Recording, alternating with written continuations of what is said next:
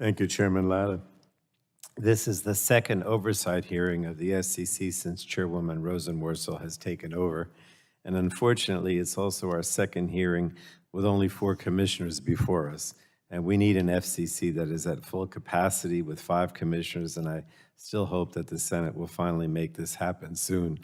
Fortunately, the lack of a full commission has not stopped the FCC from tackling important issues. The impressive bipartisan work reflects positively on Chairwoman Rosenworcel's leadership and on the ability of all 4 of you to work together, compromise, and largely put the needs of people over partisan politics. And thanks to the Commission's bipartisan efforts to rapidly stand up the emergency broadband benefit and its successor, the Affordable Connectivity Program, millions of American families have seen their internet bills reduced by $30 a month and $75 if they're on tribal lands. And these are significant savings that are helping more than 18 million families afford the monthly costs associated with broadband service. It's not surprising that the Affordable Connectivity Program has received bipartisan praise from governors, state officials, and experts nationwide. We must come together to ensure that the program continues to receive the funding that is necessary to make the internet more affordable for millions of American families.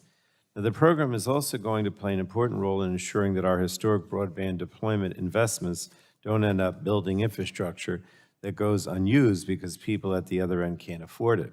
So last month, the Commission released the latest version of the National Broadband Map, the product of the Bipartisan Broadband Data Act that we moved through this committee a few years ago. The map is critical to the implementation of the $42 billion Broadband Equity, Access, and Deployment Program in the Bipartisan Infrastructure Law. Accurately mapping unserved and underserved communities is going to allow the Biden administration to use these historic investments to expand high-speed internet access to communities that have been left behind far too long. For years, Democrats and Republicans have complained about the lack of accurate broadband maps, and so I applaud you on advancing this effort. Although the maps have taken center stage as we get closer to the broadband equity, access, and deployment state allocations, I want to acknowledge the hard work of the agency to deliver and continue to improve what is surely the most granular broadband map we've ever had. The goal is to close the digital divide in these communities so they can grow their economy for the future. I'd also like to commend the FCC for its work on implementing the Martha Wright Reed Act to end predatory phone rates being charged to incarcerated people and their families. The Commission also adopted rules promoting broadband competition in condos and apartment buildings to help lower costs and provide additional options, a first-of-its-kind broadband nutrition label, giving consumers more transparency into internet access plans. These are all pro-consumer rules that provide consumers the tools they need to make the internet more affordable. Of course, there's still more work to be done. For instance, despite some significant steps forward with my Traced Act, robocalls remain not only annoying but dangerous.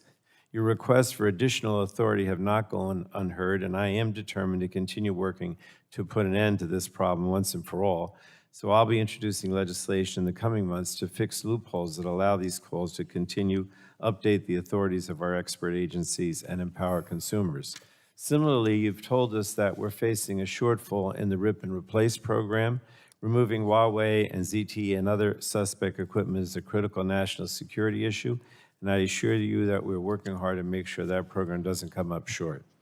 And the agency's lapsed spectrum authority that the chairwoman mentioned not only deprives the Commission of a core agency function, but it impacts a massive sector of our economy and jeopardizes our global wireless leadership. So I'm proud of the bipartisan action that this committee has taken to rectify the situation, and we will not rest until we get that process back on track, and we must restore the FCC spectrum auction authority. And finally, I remain concerned about the last administration's reversal of net neutrality authority. This reversal leaves consumers without protection when it comes to bad behavior by broadband providers. Broadband is the central communications technology of our day, and yet we don't have a broadband regulator, and that means consumer protections are falling by the wayside, so we need to fix that. But again, thank you. Thank all 4 of you for joining us today and all the work that you've done successfully and on a bipartisan basis. And with that, to Chairman Latta, I yield back the balance of my time.